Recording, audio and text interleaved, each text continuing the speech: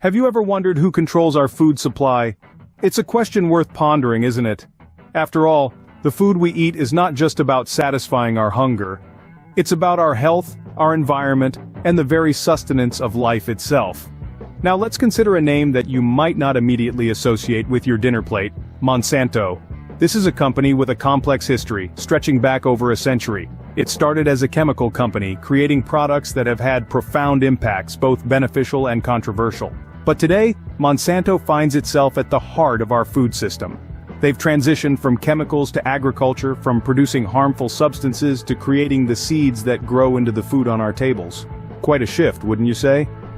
But who is Monsanto, and why is a company once involved in chemical weapons now in charge of our food? Monsanto, a name many might not recognize, yet its influence is far-reaching.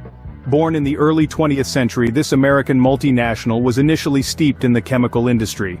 They produced a potpourri of chemical concoctions, most notably Agent Orange, a herbicide used extensively during the Vietnam War, with devastating effects on both the environment and human health.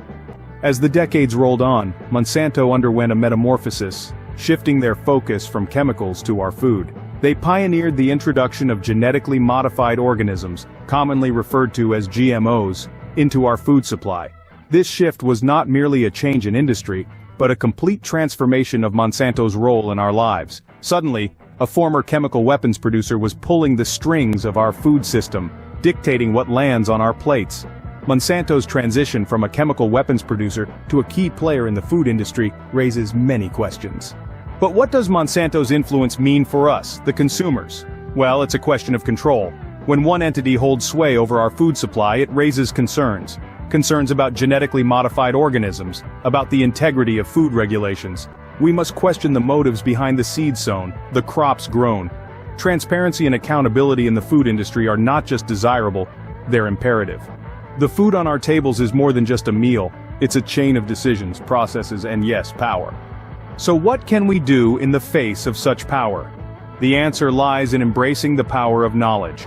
Armed with information, we can gain a better understanding of our food sources and the entities that control them. Investigating, questioning, and learning more about the origins of our sustenance is not just a personal responsibility, it's a societal imperative.